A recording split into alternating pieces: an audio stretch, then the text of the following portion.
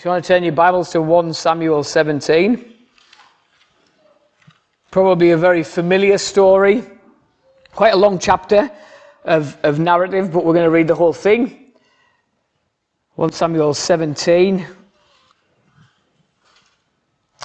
Now the Philistines gathered their forces for war and assembled at Socoh in Judah.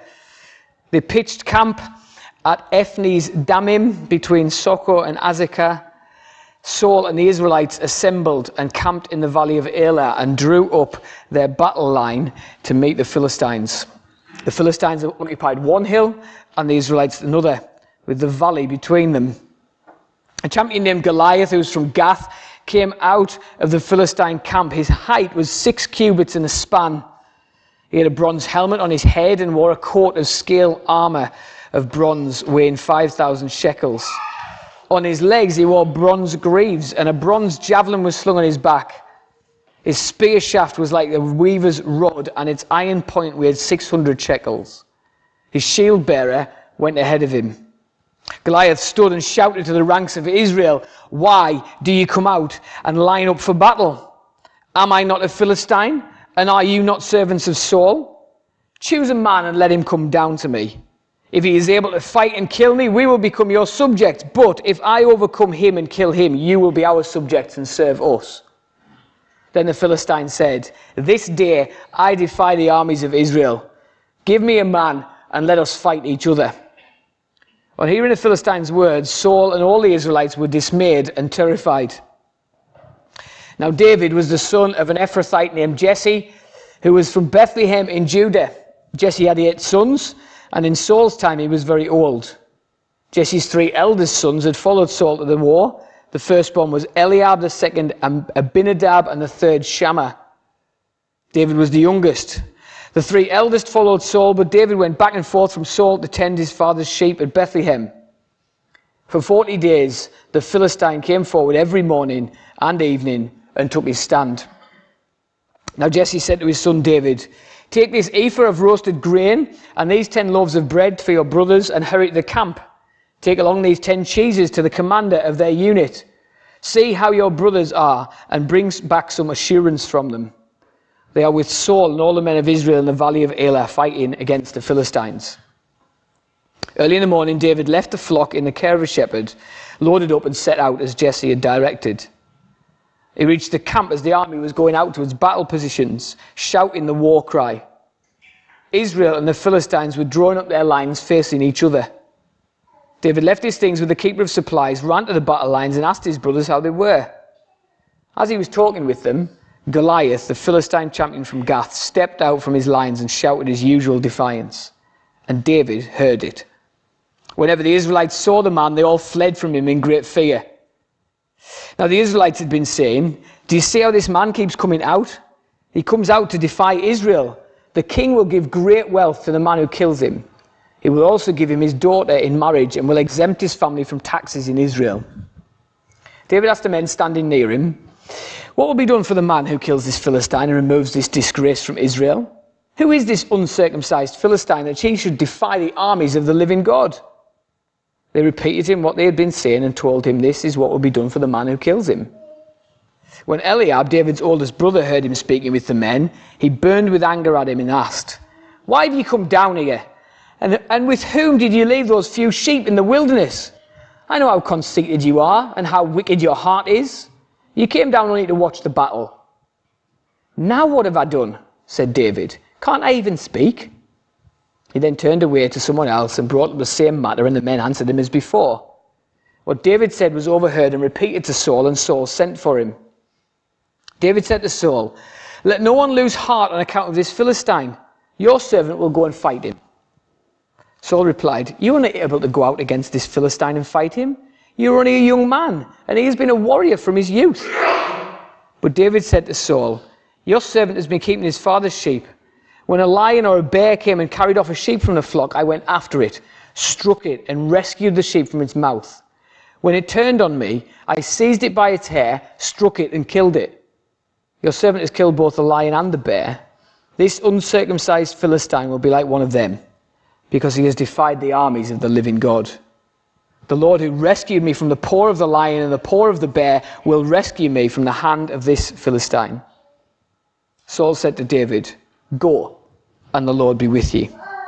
Then Saul dressed David in his own tunic, put a coat of armor on him and a bronze helmet on his head. David fastened on his sword over the tunic and tried walking around, because he was not used to them. "I cannot go in these," he said to Saul, "because I'm not used to them." So he took them off. Then he took his staff in his hand, chose 5 smooth stones from the stream, put them in the pouch of his shepherd's bag, and with his sling in his hand, approached the Philistine. Meanwhile, the Philistine, with his shield bearer in front of him, kept coming closer to David. He looked David over and saw that he was little more than a boy, glowing with health and handsome, and he despised him. He said to David, "Am I a dog that you come at me with sticks?" And the Philistine cursed David by his gods. "Come here," he said, "and I will give your flesh to the birds and the wild animals." David said to the Philistine, "You come against me with sword and spear and javelin, but I come against you in the name of the Lord Almighty, the God of the armies of Israel, whom you have defied. This day the Lord will deliver you into my hands, and I'll strike you down and cut off your head. This very day I will give the carcasses of the Philistine army to the birds and the wild animals, and the whole world will know that there is a God in Israel. All those gathered here will know that it is not by sword or spear that the Lord saves, for the battle is the Lord's, and he will give all of you into our hands." As the Philistine moved closer to attack him, David ran quickly towards the battle line to meet him. Reaching into his bag and taking out a stone, he slung it and struck the Philistine on the forehead. The stone sank into his forehead, and he fell face down on the ground. So David triumphed over the Philistine with a sling and a stone. Without a sword in his hand, he struck the Philistine and killed him. David ran and stood over him. He took hold of the Philistine's sword and drew it from the sheath. After he killed him, he cut off his head with the sword. When the Philistines saw that their hero was dead, they turned and ran. Then the men of Israel and Judah surged forward with a shout and pursued the Philistines to the entrance of Gath and to the gates of Ekron. Their dead were strewn along the Shaaraim road to Gath and Ekron. When the Israelites returned from chasing the Philistines, they plundered their camp. David took the Philistine's head and brought it to Jerusalem. He put the Philistines' weapons in his own tent. As Saul watched David going out to meet the Philistine, he said to Abner, commander of the army, "Abner, whose son is that young man?" Abner replied, "As surely as you live, your majesty, I don't know."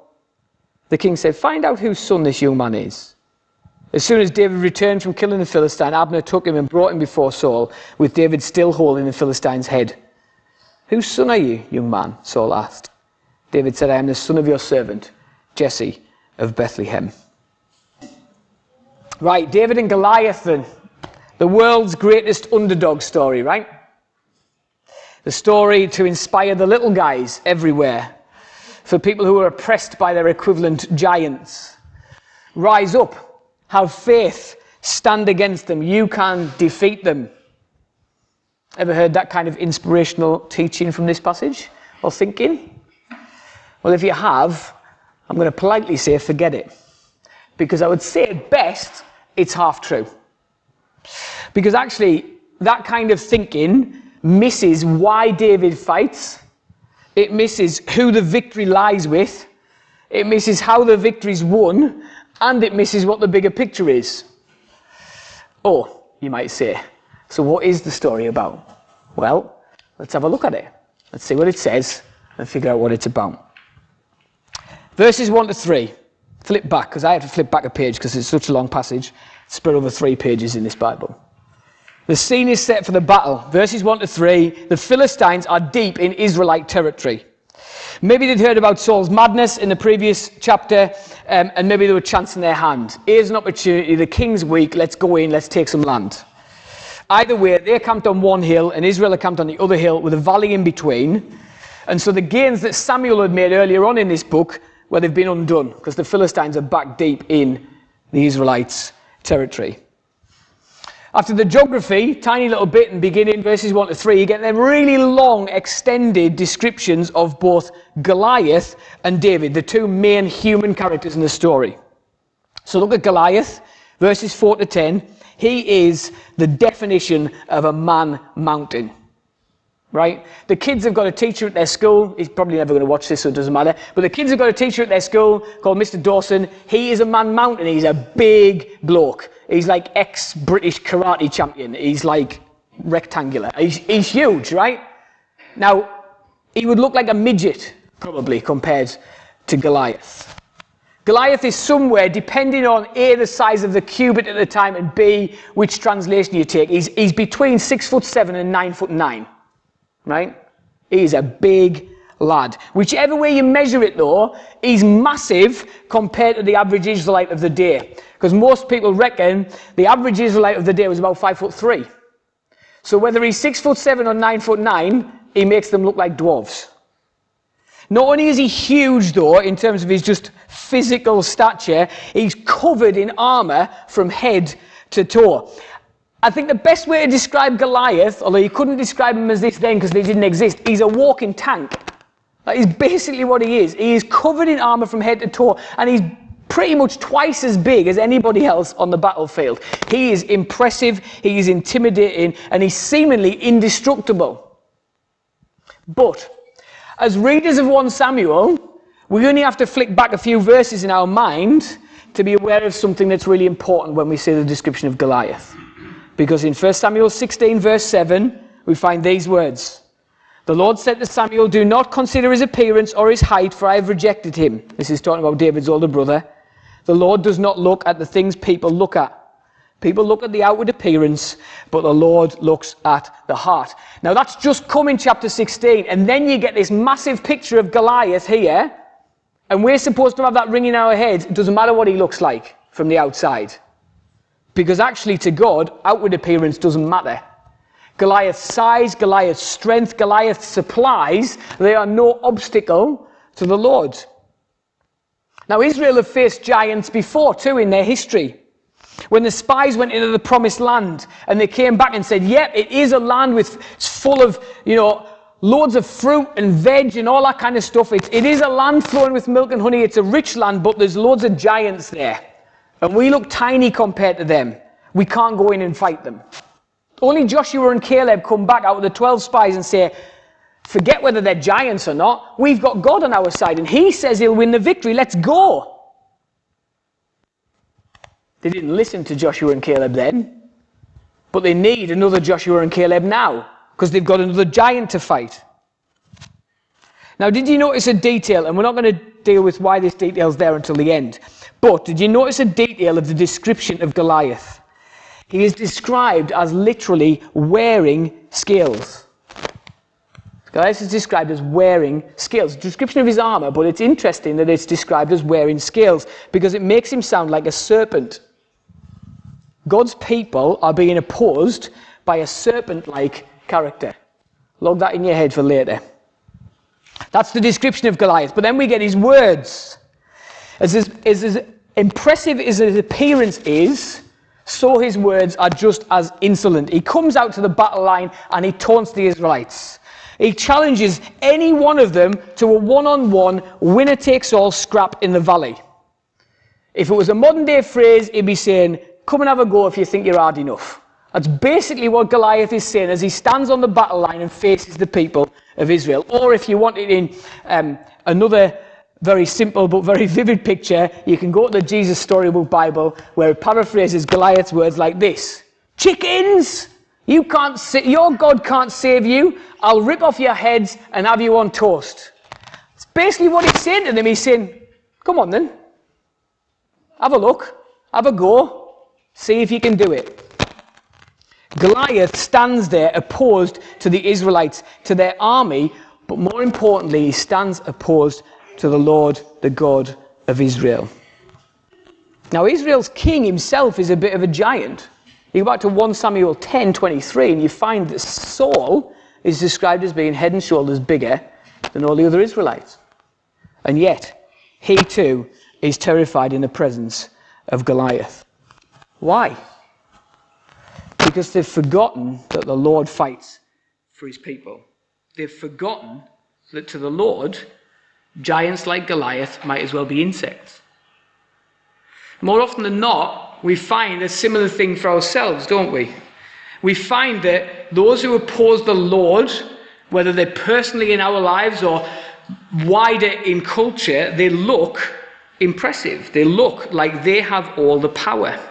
They look like they have all the status. They look like they have all the money. They look like they have the platform to speak from that everybody else is going to listen. Might not even be a person or a group of people, but it's an idea that stands opposed to the Lord and his people. And maybe that idea seems so ingrained in culture, or seems to be travelling so fast through culture that it looks unstoppable. It might be anything in our minds, from North Korea and the regime there in the Far East to the radical gender ideology in the West. They look like, humanly speaking, they will just carry on unopposed. We sit there and think, how are they going to be stopped? Is our only choice between either living in fear or burying our heads in the sand and hoping it goes away? Because that's what Israel are doing here. 40 days Goliath, we find out, has been coming out, and for 40 days Israel have run back to their tents scared. What's the choice in the face of opposition by a giant? Look at verses 12 to 22. We said, long description of Goliath. Now there's a long description of David. David is son of Jesse, who is an Ephrathite from Bethlehem in Judah. David himself is the youngest of 8 kids. His 3 eldest brothers are already with Saul, but he's been going backwards and forwards from looking after the sheep to the battle line with the supplies. This time we find he's got a sack of grain, 10 loaves of bread and a cheese board. It's basically what he's delivering.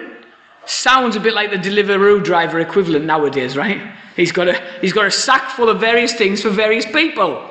He probably wished he had a bike, he'd have got there quicker. But interestingly, Jesse's words to David's are also almost exactly Jacob's words to Joseph when he sent with supplies for them. And so we are again drawn to a previous picture in the life of Israel, and this time we have another younger brother chosen by God for a purpose, and we'll find again that he's opposed by his siblings.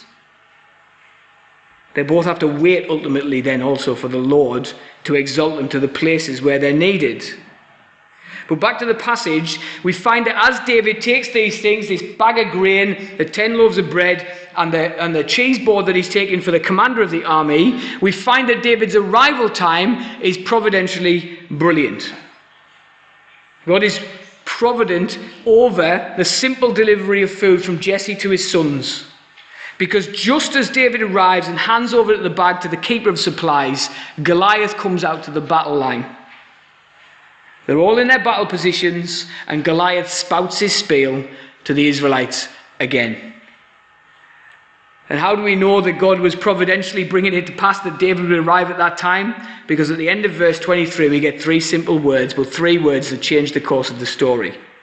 David heard it. Goliath's been saying this for 40 days, but David hasn't been there. But now David is there, and David hears it. Why does it matter so much that David hears it? Because his response is one of a holy frustration, of a righteous anger, of a zeal for the honour of the Lord his God. Goliath's done this for 40 days, but this will be the last day. But before David gets anywhere near Goliath, he's got to get past Eliab, his brother. His eldest brother, who basically says to him, hold on, you little pipsqueak, what are you doing here? Have you got some sheep to look after? Go back home where you belong. This is not your fight. There's no place for cocky little guys like you here. Get lost. David doesn't rise to the bait though. It seems that this has become commonplace for him. Maybe since David has been anointed king by Samuel, or to be the future king, maybe Eliab just thinks, I can't be bothered with him anymore. I should have been the next king, not him. I'm the big strong one. He's the little runt of the litter. Whatever it is, it seems that David has faced this before, and he says, look, come on, can't I even speak? What's the matter with you? Before he goes to battle, David faces opposition from his own family, but then he faces opposition from the king. So when Saul finally hears that David is there and that he's sounding pretty confident to fight against Goliath, Saul calls him in, Saul, without the Spirit of God, seemingly devoid of ideas and scared himself, says to David, "Come here. What is it you're talking about?" Now, David's words to Saul are incredibly important, aren't they? So look down at those verses again, verses 32 to 37. David said to Saul, "Let no one lose heart on account of this Philistine. Your servant will go and fight him." Saul replied, "You are not able to go out against this Philistine and fight him. You're only a young man, and he's been a warrior since his youth." But David said to Saul, "Your servant has been keeping his father's sheep, and when a lion or a bear came and carried a sheep off from the flock, I went and struck it, rescued the sheep from its mouth. When I turned on me, I seized it by its hair, struck it and killed it. Your servant has killed both the lion and the bear. This uncircumcised Philistine will be like one of them." See, in David's mind, Goliath is just like a wild animal. Why? Because he's defied the armies of the living God. And David believes that the Lord who rescued him in the past will rescue him in the future. And if getting mocked by his older brother wasn't enough, then David has to convince Saul. He's got to tell him all this. And even after he tells him all this, Saul still says, "Well, stick my armour on. At least that might give you a little bit of a chance out here, mate."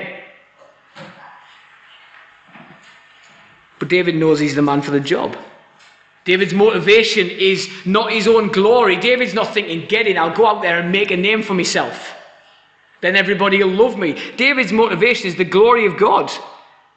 David's motivation is the honouring of God's name. David is saying, "I'm not going to sit idly by while this uncircumcised idol worshipper stands here and spouts this nonsense."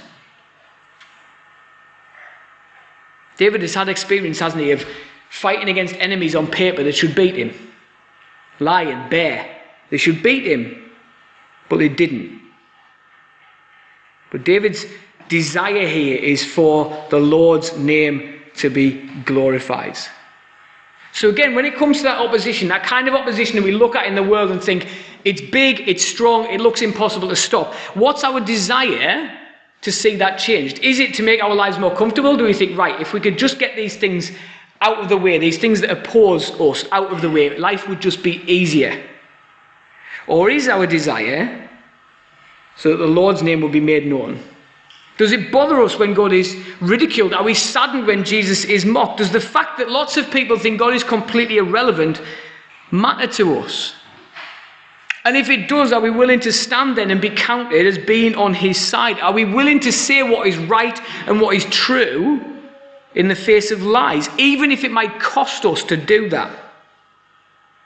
Or when it comes to the opposition that we thought about earlier and many other things that might have come to your mind, are we just bothered about our own comfort? David's concern is not for himself, but for the Lord. And as I said, he tries on Saul's armour. It's too big, it's too clunky. He can't learn how to handle it. It's pointless in wearing it. In fact, it's going to make it harder. So he says, "Look, forget it. I'll go in my own clothes and I'll pick up a stone and shove it in my bag." Well, 5 stones. Now the passage makes us look at those key details when Goliath and David face off in the valley. It repeats them again. We already know what Goliath is wearing, and we already know that David has refused any armour, but the writer tells us again, David, no sword, no spear, no armour. Goliath, massive sword, huge spear, head to toe, scale-like armour. You read that on paper, one looks weak. The other looks strong. One looks like a fool, and the other looks wise. And Goliath says as much, doesn't he? Look at verses 43 to 44. "Who are you, you pretty boy pretender?" That's basically what he says to him. He looks at David and says, "He's young, he's good looking, I don't like him. Why have they sent him out here? Who does he think he is to come out against me?" But ridicule from the one with all the worldly power on his side does not put David off. He won't back down. Not because he's got a screw loose, not because he's got too high a view of himself or his abilities, but totally and only because he's confident in the Lord. Look what he says. "You come against me with sword and spear and javelin, but I come against you in the name of the Lord Almighty, the God of the armies of Israel, whom you have defied. This day the Lord will deliver you into my hands, and I will strike you down, and I will cut off your head. This very day I will give the carcasses of the Philistine army to the birds and the wild animals, and the whole world will know that there is a God in Israel. All those gathered here will know that it is not by sword or by spear that the Lord saves, for the battle is the Lord's, and he will give all of you into our hands. The importance of David's words, more than his actions, are spelled out by the fact they take up more space in the text.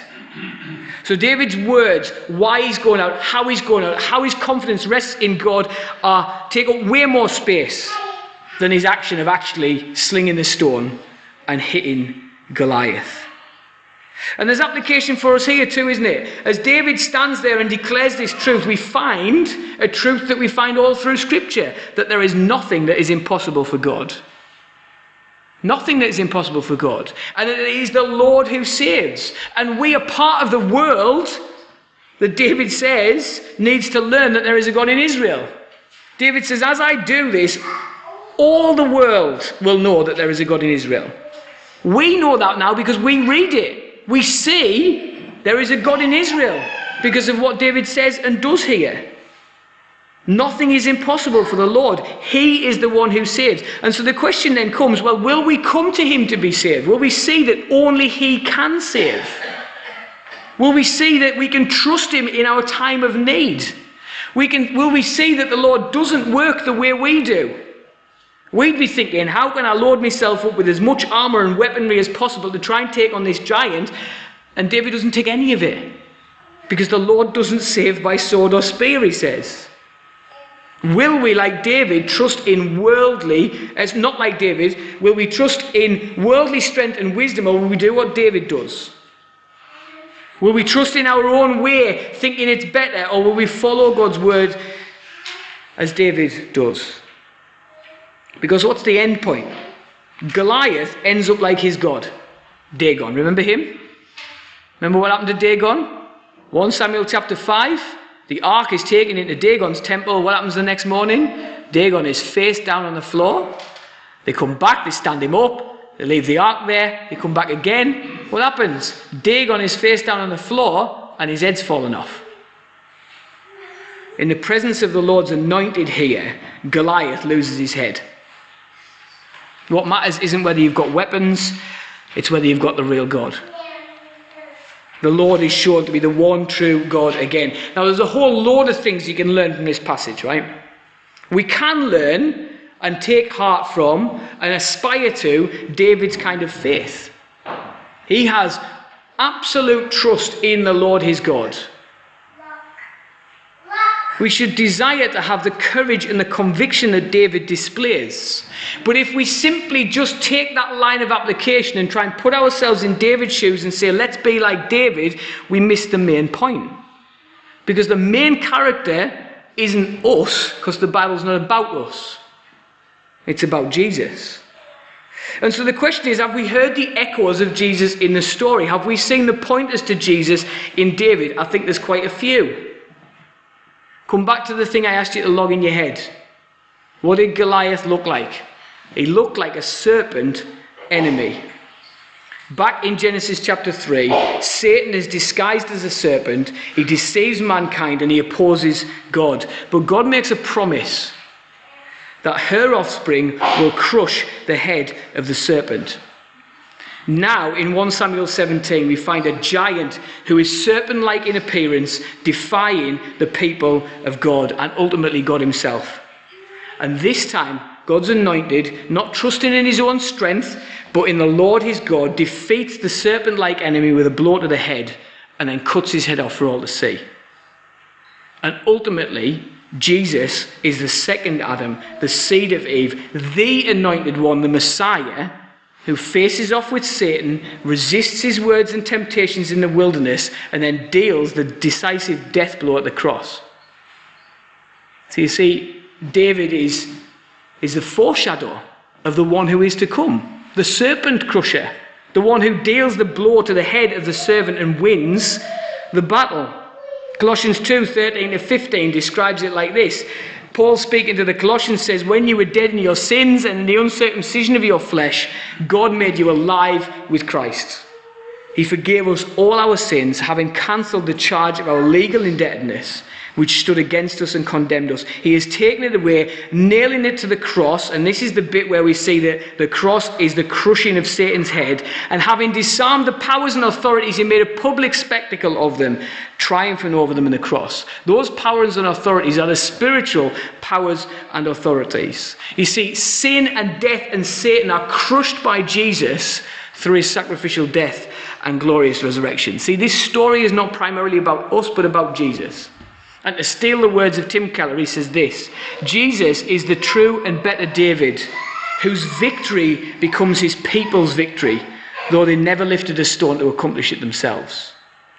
So you see, David wins the battle, he slings the stone, he slays the serpent, and then Israel follow in his wake. They did nothing. They were scared. They were hiding away.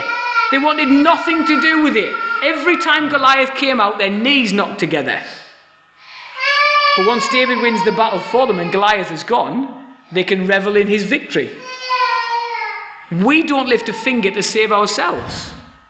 We need a champion to fight for us, who'll do the work for us. And that's exactly what Jesus does, isn't it? He defeats sin, he defeats death, he defeats Satan, so that we can follow in his wake. Maybe you've heard a bit about Jesus. Maybe you're not a Christian. Maybe you've learned a bit what the Bible teaches. But what you struggle to see is how sin in your life then can be overcome, how it can be forgiven. Maybe you feel you're too bad or you've done too much wrong. See King Jesus, who is the true and better David, the one who is stronger than any darkness that might be in you. His death on the cross was enough to pay the price for all your sin. And if you're a Christian, once Jesus has saved you, any victory that then you have over sin in your day-to-day living is also because of him. You and I can't fight sin on our own. We try that, we will fail and fall. Anytime we resist the devil and he flees from us, it's because we do it in Jesus. Our status, as Romans 8 talks about, as being more than conquerors in this life, is again all and only because of Jesus. Because he blazed that trail ahead of us. He took down the giant. We simply rout the enemy behind him. Therefore, bring it back to those enemies of God, whether it's regimes or ideologies. They won't ultimately win. Jesus tells his disciples, he says a whole load of things in John 14, 15 and 16. And then he ends it with, I have told you these things so that in me you may have peace. In this world you will have trouble, but take heart. I have overcome the world. And then as you get to 1 John chapter 5, you find these words. Everyone that believes in Jesus Christ is born of God. Everyone born of God overcomes the world. This is the victory that has overcome the world, even our faith. Who is it that overcomes the world? Only the one who believes that Jesus is the Son of God. See, when the opposition from the world looks strong, when the opposition seems clever and powerful, we've got to remember that foolishness and weakness in the world's eyes are what God uses to shame the strong and wise in the world's eyes. And think about how the Bible speaks about weakness. Weakness in the Bible is not seen as a bad thing. It is seen as a good thing. Because it is through our weakness that the strength of Jesus is shown. Famous verse in 2 Corinthians 12. My grace is sufficient for you, for my power is made perfect in weakness. And then Paul then says, well, therefore I'll boast all the more gladly about my weaknesses, so that Christ's power may rest in me.